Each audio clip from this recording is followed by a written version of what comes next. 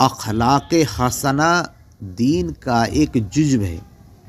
مسلمان ہونے کے لیے صاحب علم کے ساتھ اخلاق حسنہ کا حامل ہونا بھی لازمی ہے۔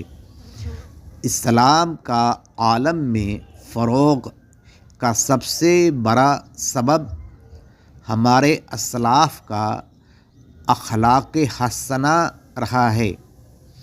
والدین پر اولاد کا حقوق ہے کہ وہ اس کو علم کے ساتھ اخلاق حسنہ بھی سکھائے۔ اخلاق حسنہ دشمن کو بھی دوست بنا دیتا ہے۔ اخلاق حسنہ انسانیت کا مترادف ہے۔ اخلاق خلق کا جمع ہے۔ خلق کا معنی عادت ہے اور اخلاق کا معنی ہوا عادتیں۔ اخلاق حسنہ کا حامل وہ ہے جس کی ہر عادت اچھی ہو۔